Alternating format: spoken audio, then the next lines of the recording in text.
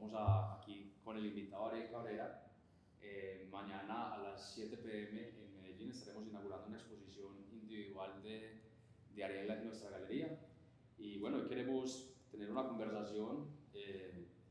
Vamos a ver qué tan larga o corta será. Sí, como fluya, sí, para Pero es mí para un placer, aprender, encantado. para conocer un poquito más a Ariel, para entender un poquito más de sus vivencias, de su imaginación, de sus creencias, de su incursión en el mundo del arte y bueno, que ustedes, la audiencia, pues se sientan más conectados y entendamos un poquito más del trasfondo, del detrás de la obra pues de Ariel Cabrera. Entonces, en ese orden de ideas, quisiera saber, Ariel, si nos puedes contar un poquito de cómo fueron tus inicios específicamente en el mundo del arte y cómo esos inicios llevaron a marcar como tu estilo pictórico actual. Sí, mira, siendo honestos, o totalmente honestos, los inicios serían en el cómics. Cuando yo era muy niño, digamos, rondando la adolescencia, mi tío tenía un tío que tenía una pequeña biblioteca donde tenía muchos libros, no solo de literatura, sino que también tenía cómics americanos, tipos de Tarzan, Batman, Okay. también cómic belga, franceses, tipo Tintin y tal. Sí. Y yo podría afirmar que el primer acercamiento a la vocación, ¿no? A través de la sensibilidad que te da mirar todos estos dibujos, que los recuerdo como cosas fantásticas. O sea, imaginarte toda la historia que estaban narrando con ese trasfondo gráfico que tiene, o sea, que te da la posibilidad, el cómic.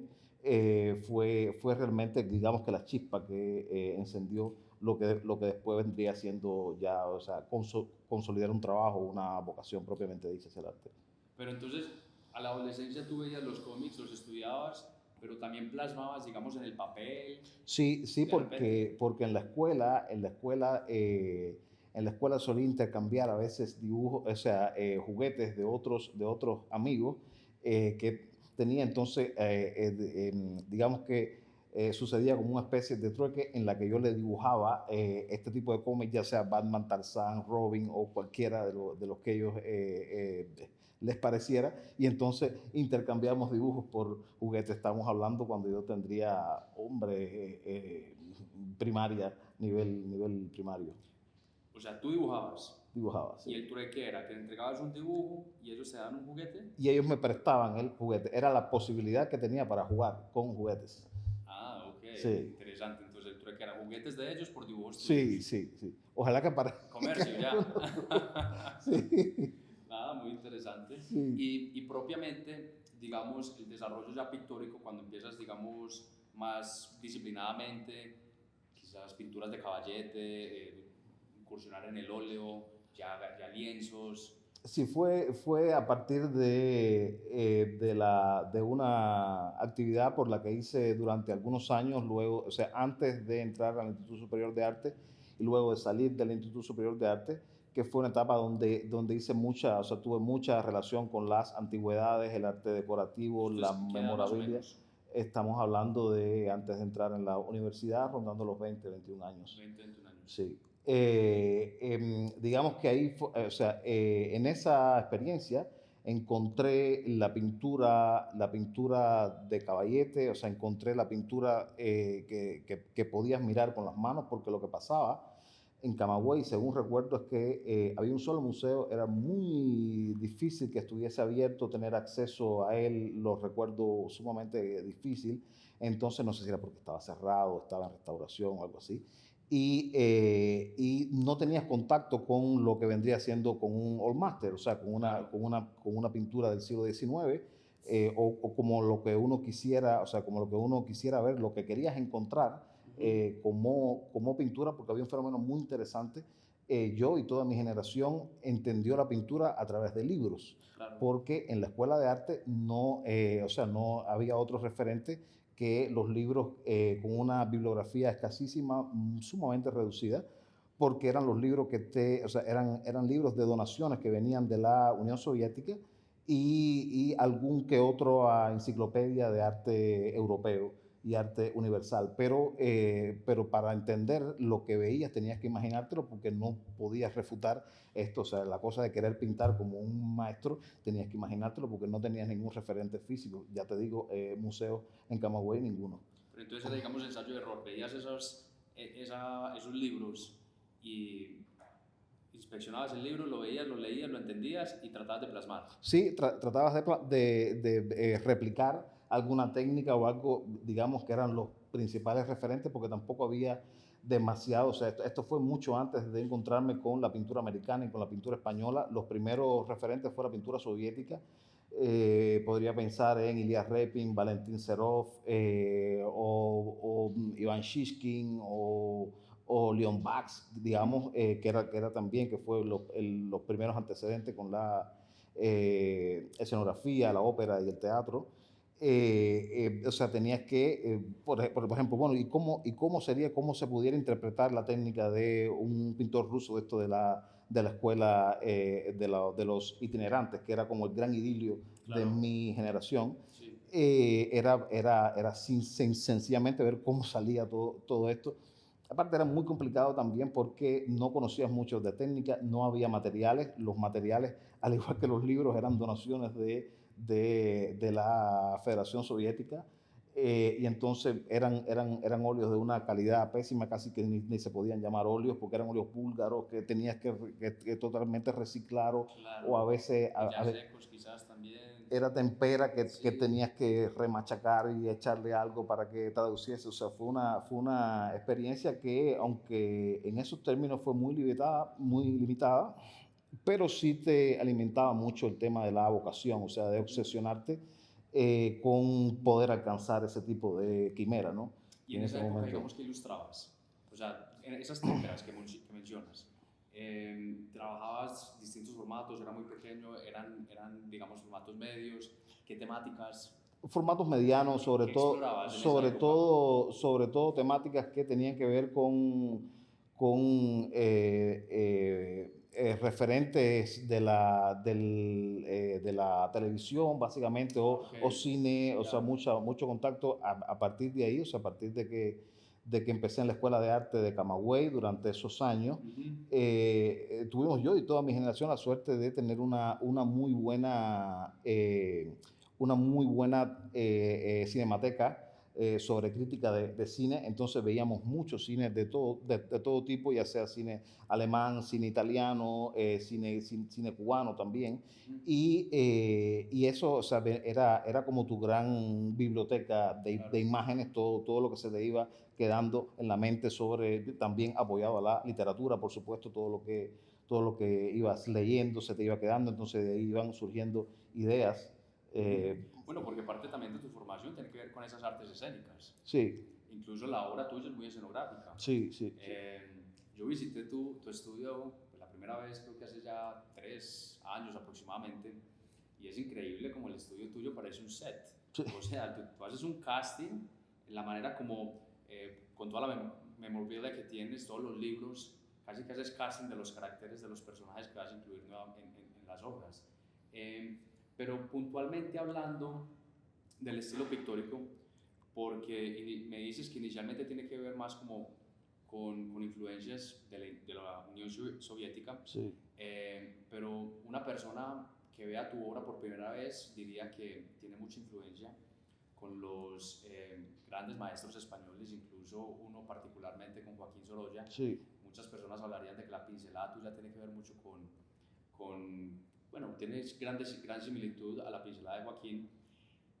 ¿Cuáles han sido tus influencias y específicamente qué artistas y qué corrientes han influido tu estilo pictórico? Bueno, a ver, lo que pasa con esto, o sea, la contestación a esa pregunta de manera más completa viene, por supuesto, sobre la sucesión de la experiencia con las antigüedades. Empecé a comprar ya no solo antigüedades ni fotografía antigua y sellos, sino que también empecé a comprar pintura, Claro. pintura cubana colonial, sobre todo muchas tablitas. O sea, eran cedros que se vendían lo que se podría llamar mercado negro del arte en Cuba. Y era no solo, o sea, realmente el contacto con Sorolla es más bien genérico, pero es el encuentro con la pintura española. O sea, porque aparecía mucho de Ignacio Pinazo, aparecía mucho de Fortuny, aparecía mucho... Sorolla era el que menos, realmente, porque era mucho Es muy más difícil, controlado, claro. claro, pero aparecía mucho de pintura española en general. Entonces, entender el lenguaje de la forma, lo que se le podría llamar la cocina de la pintura, que un pintor pudiese entender, podías verlo de manera o sea, directa cuando entiendes la obra frente a ti. Y a partir de ahí se empezó, o sea, como que mi mente empezó a crear y a imaginar formas en ese lenguaje, en el lenguaje que yo estaba mirando cómo lucían estas tablitas, y creo que es el principal referente con el impresionismo, la pintura del siglo XIX en específico. En esa época que coleccionabas estas obras, entonces, aprendiendo de coleccionar, aprendías a desglosar el trabajo que hacían estos grandes maestros para tú entender cómo incursionar esos estilos en tu obra, quizás. Entonces, sí, tratar de traducir, era tratar de retomar aquello o sea, que yo empecé siendo estudiante de entender el tipo de pintura que se veía en una imagen gráfica, en una impresión, en un libro. Ahora ya de alguna manera podías tomar venganza de esto porque ya tenías la pintura enfrente. sí, Y claro. entonces tuve la dicha también de encontrar un programa de pintura francés de un pintor, de un artista muy importante en el panorama francés del siglo XIX, que se llamaba Carolus Duran. Entonces Claro. este programa de pintura estaba en francés. Yo obviamente no sabía francés, tuve que mandar a traducirlo. Y entonces ahí empezaron a hablarme en términos, o sea, ya de mediums y de consistencia de lenguaje técnico, pictórico propiamente dicho. Y entonces me di cuenta que no sabía absolutamente nada de pintura, ni entendía absolutamente nada de pintura, ¿no? Que todo lo que tenía era una idea muy bien, o sea, una idea en forma de obsesión, pero que necesitaba desarrollarla, y básicamente fue lo que me llevó a salir de Cuba, o sea, empezar a encontrar todos los materiales que yo necesitaba para desarrollar el tipo de pintura que yo quería. Claro. Entonces, de esa época, si avanzamos a este estilo que estamos exhibiendo en la galería hoy, eh, ¿cuál es esa evolución? ¿Cómo una persona que ve tu obra por primera vez y empieza a ver el diálogo de las obras presentes en esta exposición, entiende que hay un estilo pictórico, Sí. entiende que uno ve una obra como esta y ya entiende que es un Ariel Cabrera? Sí. ¿Cómo es esa evolución? Desde ese periodo hasta ya encontrar tu estilo, donde una persona, un espectador, que ha visto 2 o 3 cuadros tuyos de pronto en una feria y de repente viene aquí a la galería y dice, no, eso es una obra de Ariel. ¿Cuál crees tú que ha sido ese avance y cómo das tú a esta temática específicamente? ¿Qué es lo que causa la curiosidad para empezar a plasmar ese tipo de obras y esta temática? Yo creo que yo te podría decir que mi trabajo en lo que ha sido muy útil para ayudar a entenderme, a entender mi pasado, a entender mi historia, o sea, cuáles, o sea, todas las experiencias de vida que han estado indisolublemente conectadas a la pintura, al arte, en todas sus facetas. Entonces, digamos que el papel escénico, o sea, el haber estudiado diseño escénico fue fundamental, porque te daba o sea, como una estructura para el cuerpo de cómo diseñar una pieza, una pintura. Yo me las imaginaba cómo se hace en el cine. O sea, hay un background que se quita, se pone, se altera o se transforma, y los personajes van moviéndose despacio en el set como si fueran actores. Entonces, lo simpático con esto es que esto no tiene un orden como tal, no tiene una estructura como si pudiera ser, digamos, en una filmación propiamente dicho, sino que el azar a veces lo hace mucho mejor que yo. Y hay cosas que van sugiriendo un personaje que yo previamente los hago en acuarela, Así fueron la primera etapa de maquetas que yo hice. Se hacían muchas maquetas sobre esto mismo que ves, o sea, que se ve, se va a ver en la exhibición. Eh, en mis inicios era maquetado, o sea, en acuarela todo. Claro. Es mi técnica favorita, pues extraordinariamente difícil y también tiene eso de azar, esa poca capacidad de rectificación. Y entonces o sea, era acuarela, maqueta y luego eso se llevaba a la pintura. Que tienen mucho de la historia no oficial Sí, de Cuba. sí. ¿Nos puedes contar un poquito de eso? Sí, cuando yo empecé, fue una investigación que me tomó alrededor de 2 años y medio antes de salir de Cuba, a consecuencia de la experiencia con las antigüedades y tal. Tuve el apoyo de muchos anticuarios en Cuba que me ayudaron a encontrar mucha fotografía antigua de la época, fotografía de la sociedad cubana del siglo XIX, fotografía de guerra, todo lo que quedó de la propaganda norteamericana para con la historia de Cuba en ese momento, en el momento de transición, cuando se estaba firmando el Tratado de Paz en París. Y entonces lo simpático... ¿Qué época, perdón? Para la... Esto es primera mitad del siglo XX, última mitad del siglo XIX. Y entonces el tema con todos estos archivos era que cuando te pones a investigar, todas estas fotografías no fueron, o sea, lo que dicen el pie de obra no es exactamente lo que pasó, sino que eran sets que se montaban con los personajes reales, en estos casos sí, de los cuerpos del Ejército Libertador Cubano, los soldados por la Guerra de Independencia de Cuba, pero lo que se alteraba era el set. Entonces, el set donde aparecían soldados cubanos de la guerra de independencia, la columna de Panchito Gómez Toro en los campos de Baraguá, pero realmente no era en Baraguá, eran en unos estudios en Nueva York o en Tampa. Todo armado. Entonces era todo de esa manera. Y así cuando te pones a revisar, te das cuenta que era todo un gran fake. Era muy interesante a nivel histórico, a nivel de investigación.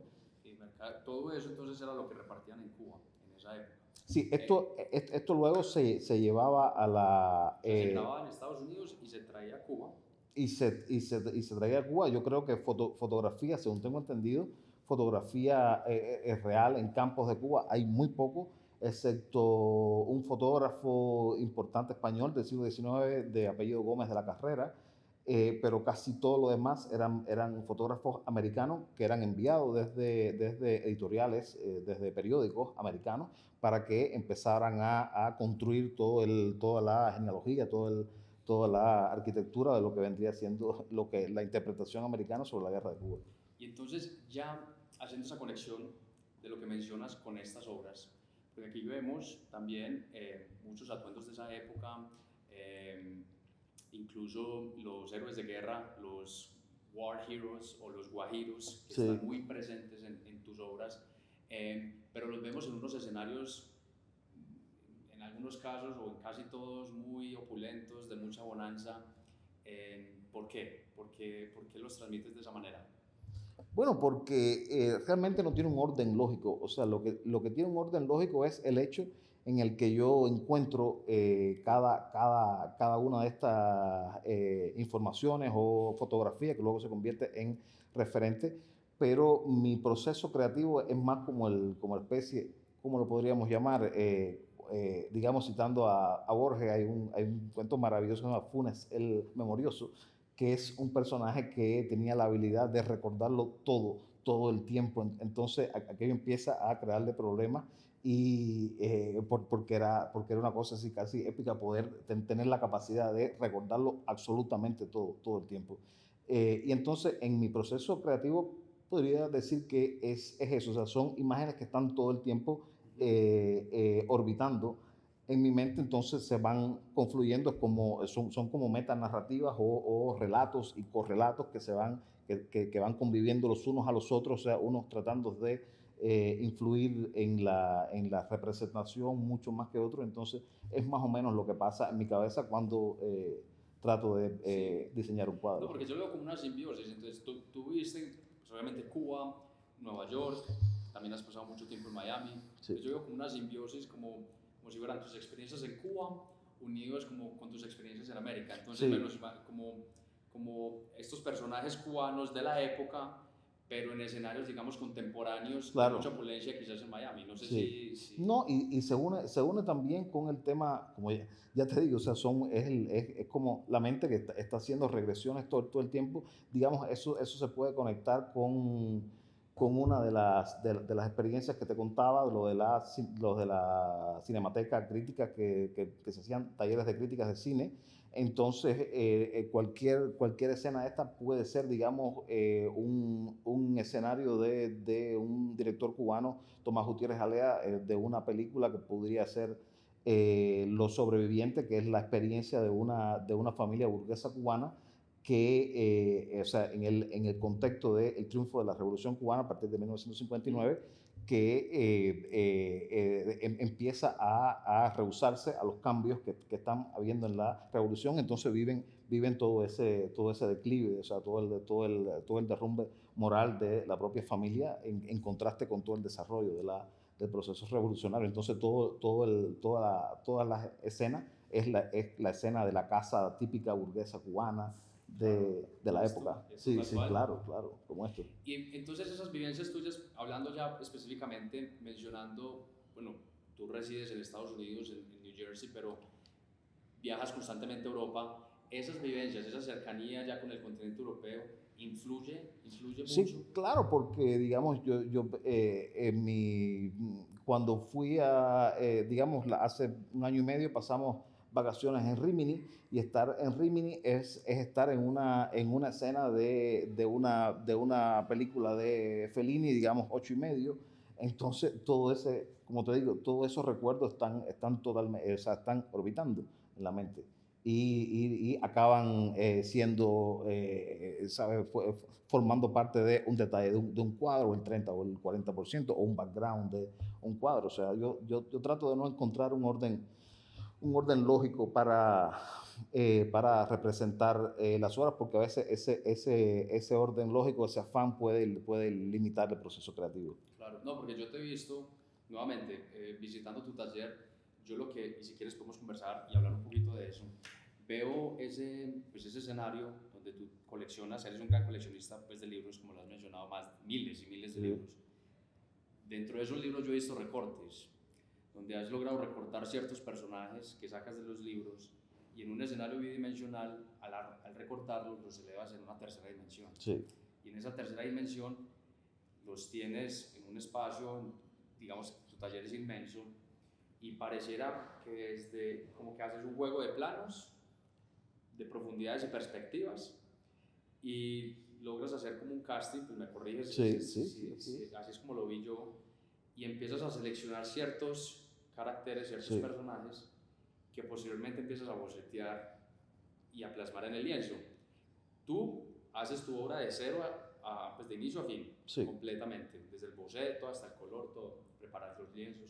Pero no sé si nos puedes contar un poquito de ese proceso creativo y elaborar un poquito en eso que yo noté en una hora de haber compartido contigo. Es tratar de encontrar una idea. Ahí la intuición básicamente cubre un papel fundamental, porque es encontrar la escena exacta. O sea, más que la idea, la escena exacta. Después de la idea, o sea, después de la escena, la idea viene. Hay algo de un poeta mexicano, Juan José Arriola, que decía algo interesantísimo, que se encuentra una forma bella y una idea aún mucho más bella vendrá a alojarse en ella. Y entonces así más o menos pasa, ¿no? Así más o menos como pasa. Pero digamos esa idea de coger un plano bidimensional y elevarlo a la tercera dimensión. Sí, eso viene de los pop-up, de estos libros que cuando tú los abrías te contaban de los libros infantiles. Libros, yo creo que árboles, etc. ese sería principal, ese sería el primer referente. O sea, la cosa escenográfica quizás es retomar ese encanto, esa idea de cuando la madre te leía los libros, cuando todo esto salía, o sea, cuando cada personaje de cada historia salía en forma de pop-up, es más o Claro, menos eso. ok. Y tú básicamente ahí en ese punto estás procurando también jugar con los planos, o sea, ahí estás identificando cómo quieres la composición o la composición viene, digamos, antes y luego haces el casting de lo, porque todo eso viene desde la universidad, desde cuando Sí, estudiaste sí, pues diseño en artes escénicas, pues. sí. Pero entonces ahí tú estás buscando la composición, te la ayuda a te la ayuda a visualizar el seleccionar todos esos libros y ahí ya te estás imaginando la escena o primero tienes la escena de, bueno, quiero un baile y luego voy a hacer el casting y a seleccionar los... Sí, la escena está, o sea, está como forma de intuición. O sea, yo quiero un cuadro que sea así, pero eso empieza siendo, o sea, esa iniciativa empieza siendo un 30%. Al final acaba siendo otra cosa o se transforma en el proceso o cuando la tienes predeterminada o finalmente definida, decides que no, bueno, esta escena está bien, pero con otro background. O sea, es bien tortuoso porque es muy difícil definir esto es lo que quiero. A veces empieza en la escenografía y acaba en la pintura. O sea, la pintura acaba transformándolo todo. Pero son como elementos que tienen que ser necesariamente compatibles los unos y los otros para que el resultado sea las escenas que yo Claro, propongo en los cuadros. no, Sí. está muy bien. Bueno, nosotros tenemos varios amigos en común, entre ellos muchos artistas, como es el caso del maestro Larradas, que también ha exhibido aquí en la galería, muy cercano a nosotros. Esas relaciones con artistas, ¿tú consideras que es importante para, digamos, el desarrollo pictórico tuyo, esas influencias tan cercanas? ¿Opinas con ellos? ¿Debates? ¿Cómo son esas relaciones con artistas colegas? Sí, mira, yo creo que entre artistas y entre pintores en específico, lo que tú aprendes es hablar en el mismo lenguaje, o sea, en un lenguaje que sería como el lenguaje de la cocina, de la pintura. O sea, los pintores hablan de pintura porque en la manera en la que empatizan es preguntándose, bueno, ¿y qué medium tú usas y cómo logras esto y cómo logras esto otro, con afinidades entre referentes también que tienes? Y por supuesto, ese es mi referente y yo creo que en cierta medida la empatía viene también por el tipo de lenguaje que usa en la pintura, o sea, cómo sea capaz de desarrollar la pintura o la fuerza que tengas, ¿no? Ujú. Como pintor establece una empatía con otro artista. Sí, claro. Bueno, no, y ya como para ir terminando, Ariel, si nos puedes contar un poquito como de lo que el espectador puede encontrar en esta muestra, en este diálogo, en este trabajo que básicamente ha sido muy extenso porque para las personas que no saben, esta exposición la llevamos planeando hace aproximadamente 2 años, quizás un poco más. Hemos intentado inaugurarla varias veces, pero ha sido complicado reunir esta cantidad de obras en un solo espacio. En parte porque pues tu obra es muy demandada, trabajas con diferentes galerías alrededor del mundo y también pues es comercial, entonces reunirlas todas, decidir atesorarlas Sí. es complicado. Entonces, si nos puedes contar un poquito de este